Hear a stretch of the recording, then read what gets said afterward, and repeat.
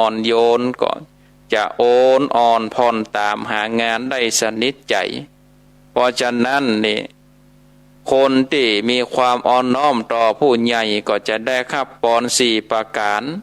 คือได้ของอันทรัพย์ปีเนี่ยอภิวาทนาสีเลสนิจจังวุธาปัจจยโนจัตตาโลธรรมาวัฏันติอายุวันโนสุขังพลังปอน4ประการคืออายุวันนะสุขะพละย่อมเจริญแก่ปกติผู้ไหวกราบอ่อนน้อมต่อผู้ใหญ่เป็นเนืองนิดอันนี้คือ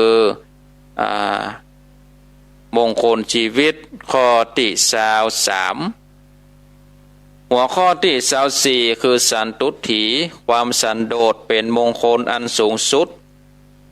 สันตุถีนี่หมายถึงว่าความสันโดษหรือว่าความยินดีสำหรับตัวเก่าการรู้จักประเมินกำลังของตัวเก่าในการดำเนินชีวิตคุกคีกับหมู่คณะถ้าบอกรู้จักกำลังของตัวเก่าเขาจะลำบากเกิดความทุกข์กายทุกข์ใจในภายหลังดังกรรมคติไทยซึ่งกล่าวได้ว่าหันจ้างขี้ตัวจ้างมีพฤติกรรมที่เอาอย่างเปิ้นแต่ความสามารถในกำลังกายกำลังทรัพย์ของเขาบ่ถึงเปิ้นเขาก็เป็นทุกข์พระพุทธเจ้าได้ตรัสว่าสันตุถีปรมังทันังความยินดีเป็นยอดทรัพย์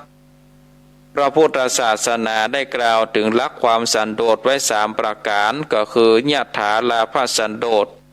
ยะถาภละสันโดษแล้วก็ยะถาสาลุปสันโดษอันแรกก็คือยะถาลาภสันโดษหมายถึงว่าความยินดีพอใจตามที่เขามีตามที่เขาได้อย่างเช่นว่าหน้าที่ของเขามีความเหมาะกับความรู้ความสามารถแต่เขาทำแล้วเขามีความสุขสิ่งที่เขาได้เป็นก็ตอบแทนเหมาะกับฐานะที่เขามีจับใจใช้สอยตามที่เขาหาได้หากว่าเขามีเงินเดือนน้อยหากมีความทะเยอทะยานจับใจใช้สอยนักความลำบากก็จะโตยมาสู้ยินดีตามที่เขาได้ใจตามที่เขามีเป็นเศรษฐีแน่นอนศรัทธาญาติโยมอันที่สองคือยะถาภละสันโดษยินดีตามกำลังของตนคำว่ากำลังก็หมายถึงว่ากำลังที่เฮานั้นจะต้องดิ้นรนต่อสู้ในการในงานหรืออาชีพบ่เหนื่อยเกินไปบ่หนักเกินไปหากว่าเฮานักเฮามีน้ำหนักแค่10กิโลนี่จะไปยกของ100กิโลอันนี้ห้องว่าแบกเกินกำลังบ่ฮู้จักความพอดีแถมอย่างหนึ่งนี่การทำมาค้าขายจะลงทุนกู้หนี้ยืมสินเปิดมาเฮาก็ต้องพอกำลังวัดกำลังของเฮาก่อนว่าเฮามีกำลังที่จะไปผ่อนแล้วก็กู้มาแล้วจะไปทำงานได้ขนาดไหน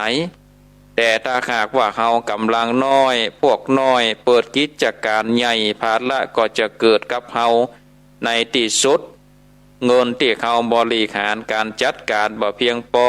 ก็ฮ้องว่าเกินกำลังพระบาทสมเด็จพระเจ้าอยู่หัวในรัชกาลที่9นี่มีพระบรมราโชวาทเกี่ยวกับเรื่องเศรษฐกิจพอเพียงในแง่หนึ่งน่ากึดว่าหากว่าเฮานี่จับใจใช้สอยลงทุนนักแต่บ่ทำตนเพื่อเดือดร้อนก็ยังฮ้องว่าเป็นความพอเพียงแถมครอบครัวหนึ่งก็ฮู้จักคำว่าพอเพียงทำอุตสาหกรรมน้อยๆในครอบครัวก่อยเป็นก่อยไปอยู่ได้บ่เป็นหนี้เป็นสินฮู้ว่าบ่เกินกำลังเขาฮ้องว่ายะถาภละสันโดษยินดีตามกำลังของตัวเก่าแถมอันหนึ่งคือยะถาสารุปสันโดษคือยินดีตามสมควรแต่อัตภาพก็ได้แก่ยินดีปัจจัย4ที่เหมาะที่สมกับฐานะอัตภาพของตัวเก่าตามแนวทางวิถีชีวิตที่เขาได้เป็นเล่ากันว่านี่มีเศรษฐีมีอันจะกินมีบ้านหรูปลูกบ้านปลูกตึกสร้างบ้านสักตึกหลายชั้นตื่นเจ้ามาเดินอยู่รอบระเบียงบ้านพอไปทางลุ่มที่พื้นดินก็หันยังตูบเนาะหันยังตูบมุงหญ้าขาน้อยๆก็หู้สึกลำคาญตา รำคาญใจก็เลยบอกไปว่าเมื่อใดบ้านนี้จะผุจะพังไปพอเมื่อใดก็บ่สบายใจคัดตาหากจะเตะขว้างก็เตะได้จะไปเตะในเดี๋ยวนี้ก็เตะได้ฝ่ายคนที่อยู่ตูบนั่นเนี่ยตื่นเจ้าขึ้นมาก็พอบ้านเศรษฐีนึกในใจว่าวันนี้เขาโชคดีได้ขาดบ้านเศรษฐีงามๆถึงวันจะคือเขาขึ้นไปอยู่บ้านเศรษฐีเขาก็บ่เอาอยู่บ้านตูบมุงคานี่เขาก็สบายใจดีพอใจที่เขามียินดีเต่าที่เขาได้สบายกว่ากันในข้อนี้นี่มันตรงกับวิถีชีวิตของนักบวชก็คือว่าใจสวยปัจจัยสี่เพียงพออำนวยความสะดวกเพื่อที่จะได้บรรลุธรรมได้เร็วความสันโดษหรือว่าความยินดีหรือว่าความพอเพียงตามที่กล่าวมาแล้วนี่เป็นเครื่องวัดความสุขผู้ใดหูจักคำว่าสันโดษแล้วผู้นั้นย่อมถึงหลักชัยแห่งความสุของค์พระสัมมาสัมพุทธเจ้าได้ตรัสไว้ว่าเฮาจะบัสันโดษในกุศลธรรมก็หมายถึงว่าเวลาเฮาทำความดีก็สมควรทำความดีขึ้นนักประยุทธ์ในการทำความเพียรในการสร้างความดีก็ต้องสร้างอย่างต่อเนื่องอย่าเพียงแต่ยินดีแต่สิ่งที่ทำวายะเมเทวะปุริโสญาวะอัตถัสสะนิปทาเกิดเป็นคนควรมันอยู่ร่ำไปจนกว่าจะประสบความสำเร็จความสันโดษก็เป็นมงคลอันสูงสุดนี่ศรัทธาญาติโยมท่านทั้งหลายวันนี้ก็แบ่งปันมงคลชีวิตอยู่สองหัวข้อเนาะกาลโวกับสันตุถีเนาะความสันโดษความสันโดษการอยู่การกินก็คือพอหูตัวของเฮาศรัทธาญาติโยมท่านทั้งหลายจะไปฟุ้งเฟ้อเขิมนักล่ำไปเอามีตะได้เฮาก็พอใจตะอันเอามาเหลียวพอเวลาศรัทธาญาติโยมท่านทั้งหลายต่อไปก็จะลองเปิดสายคือกับศรัทธาญาติโยมพ่อออกแม่ออกนักศีลนักบุญที่ได้เปิดเครื่องวิทยุสดับรับฟังในวันนี้อยู่ที่ไหนตั้งใดก็โทรมาเนอะโทรมาแจ้งผลการนับฟังโทรมาโทรมาจาที่ใดฝนตกพ่อง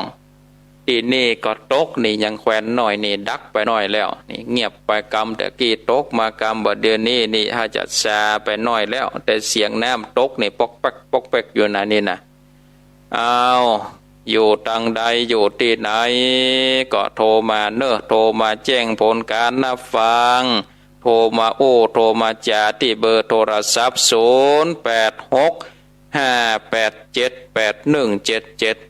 0865878177เจริญปอนไว้สาครับท่านพระครูโยมโควิดดอยหลังธรรมขนาดผูกแรกเกาะได้ออกมาแล้วนนางเอกกันแน่นาฬกากูเตือดำงั้นคำกูเรื่องนี้มันจะออกพวกเราผู้คน2คน3เราท่านพระครูเนาะนากะวันนี้นี่ออกมาเตือนแหลกเลยครับเข้าใจง่ายขนาดคำพวกนี้เข้าใจง่ายดีครับโฟนบัตโต๊ะครับตั้งเพศบัตโต๊ะเนาะแต่ตอนนี้โต๊ะเนาะนี่นะตอนหลังค่ำนี่บัตโต๊ะมันเป็นฝนน้อยฝนตกฝนเนี่ยทุลุงท่านพระครูที่ผ่านมาเนี่ยมันก็มันมากหมอกไหลไกลเนี่ยเนาะครับไล่ก็ยังฝันไล่เต้ได้จังผมบอกว่าเจ้าเป็นฝนนะมันหมอกเหมยตกเนาะครับกระติดตามท่านพระครูตลอดอยู่เนอะจะตุโมทนาครับไวสาครับผมบุญรักษาครูครับสายต่อไปเจริญปอนกับไวสาครับท่านพระครูก่อน้อยบุญปานครับผมการเป็นหนี้เนี่ยเป็นทุกข์ในโลกครับพระครูนานากาไม่มีหนี้ก็ไม่มีหน้านะคะเนาะอยู่อัตภาพอัตภาพกินตามอัตภาพก็ต้องเดือดร้อนอย่างนักอยู่อย่างเศรษฐกิจพอเพียงเมื่อฝางฝนตกนะขนาดท่านพระครูตกหลายขนาด ครับจังสบามันซื้นมาละ2 วัน 2 คืนแล้วนี่เอาจุ่มเย็นครับผมนางเข้าหานี่แต่ว่ามันซื้นนี่ได้ยินตุ๊กแก้วสมพอเพิ่นเตะตั้งวันจันทร์นะอ๋อเปิ้นเตะออกวิทยุรกรรมแล้วดะต้องอวสานไปแล้วนะเอาอวสานไปแล้วอวสานที่จันทร์ที่แล้วนี่ล่ะอันนี้ก็มาฟังแถมใหม่กับคนที่เปิ้นบ่ได้ฟังเนาะคนละสไตล์เนาะคนละสไตล์ทำผูกเดียวกันคนละบริษัทอันนี้เมโทรสิงโตเฮาเนาะนั่นน่ะกะครับเป็นกำลังใจท่านพระตลอดเด้อสาธุบุญรักษาครับผมครับอาจารย์เรื่องเดียวกันแต่ว่ามาสายซ้ำเนาะมาสายซ้ำแล้วก็นักแสดงคนละคนนะเนาะ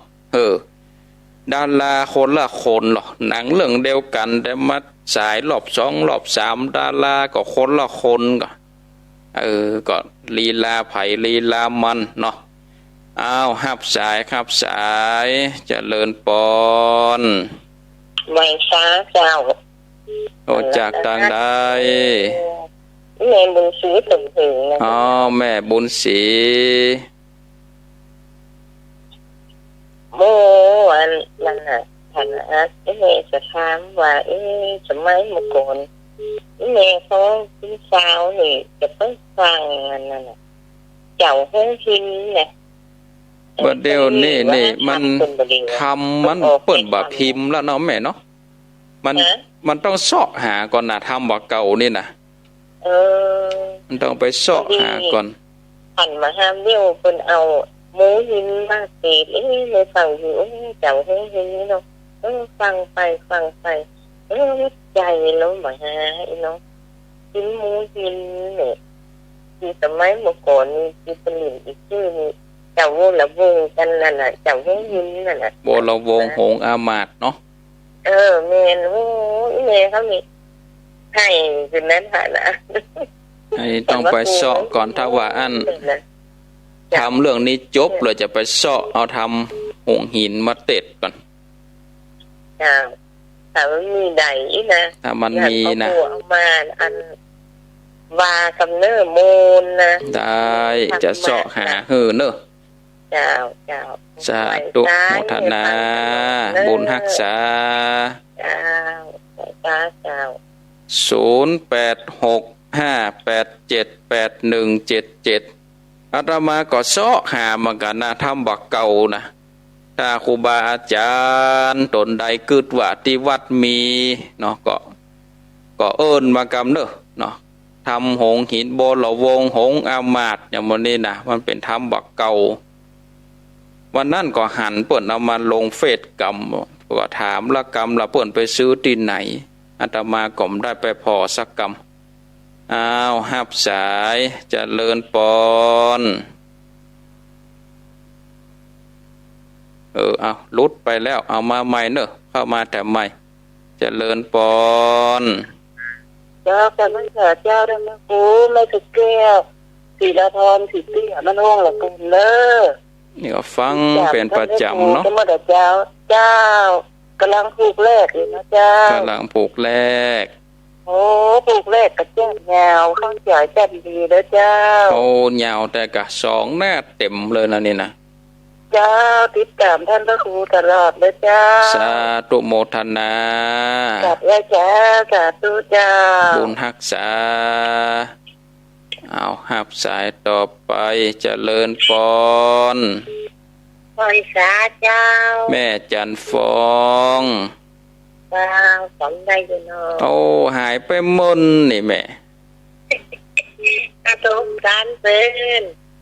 โทรบัดดันกับโทรหลังไม่ก็ได้กาเบอร์เดียวกันนี่แหละมีเบอร์เดียวเนี่ยกาคนโต๊ะขึ้นหูตกหลายก็แม่ตั้งใจห่มตกหมดป้ายมันนี่มันจอดห่างกันนะก็มกจุ่มมกเย็นเนี่ยเนาะมันหอมด้วยนะหอมมีเต็นดีนะกะคนตกก็จื่นมาแล้วน้อยไปผมไปหันกันไหมก่อนนั่นเนาะสวดก่อนไปสวดก่อนมาเนี่ยจ้ะอะไรจะจัดการกันเลย วันนั้นก็บ่ได้ไปสกรรมประจันนะไม่ไปวันนั้นบ่ได้ไปมันตัดวันศีลในวันนั้นน่ะได้ก็คือนครวันนี้เอาเมตเอ็ดไหนจ่ายเมขับได้น้อยถูกกับพุ่นมาเตะโค้งไปสุดบ้านเก่าเขาไปถึงพุ่นก็ไปจับเตะลูกค้าพอดีในวันหน้าวันตาก็ไปแอวตันแจโฮมจะไปจะแวะหาเนอะมันได้ได้เจ้ามีขางกันมาที่วัดตรงวินหันเมื่อนกับเพื่อนแม่ไงไปหาได้จะไปหาเนอะแม่เนอะเจ้ากำลังใจแม่สาธุบุญรักษาสาธุห้าแถมซ้ายเนาะก่อนที่จะหมดเวลาเจริญปอนไหว้สาเจ้าท่านพระครูแม่จันโอ้ทำมันนี่ยังเคยได้ยินคำเตือนเนี่ยเนาะทำมาใหม่เอี่ยกะมวนอ่ะมันกู้กับอันได้ยินรอบๆแล้วนะปีนี้มันกู้กับหมูหินหมูหินก่อนวัดนี้จบผูกที่10ไปตะวาละเดี๋ยวก่อนเอาทำ95ในกะต่อเนี่ยเพิ่นตึงมาโดยกันนั่นนี่เจ้าม่วนดีมันเคยได้ฟังเฮาก็ม่วนเตียนฟังรอบๆนั้นเฮาก็ได้ยินมาเมินแล้วเนาะนะกะได้อันใหม่ม่วนดีบ่เคยฟังก็ม่วนดีเนาะเจ้าชัดดีนะเจ้าชัดเจนดีเนาะเจ้าสาธุโมทนาไหว้สาเจ้าบุญรักษาแม่จันเรือนใสนี่ก็เป็นอันอุบาสิกาติดจ่อยค่อยตามอยู่กับสถานีมามึนนะแม่จันเรือนใสนี่นะเนาะแม่จันอุยล่าเขานี่แม่เดินเพนกู้เพิ่นก็ตะก่อนก็อุยสุกเนาะอุยสุกบ้านหนองห้านี่ก็นี่ก็เสี่ยงชีวิตไปแล้วถือว่าอยู่กันมาตั้งแต่สถานีด้อยน้อยละเนาะ88ติดตามลำตัวกันมาถึงบัดเดี๋ยวนี้ก็โลดหลายขึ้นเหมือนกันนะสาธาญาติโยมเอาละเนาะขออนุญาตยกหูก่อนเพราะว่าเวลาก่อนไล่หลังกันมาแล้วก็มาสรุปสายแค่ก่อนสายแรกก็มีโยมโควิดดอยหลังถ้ำนี่ก็ชัดเจนดีหลัง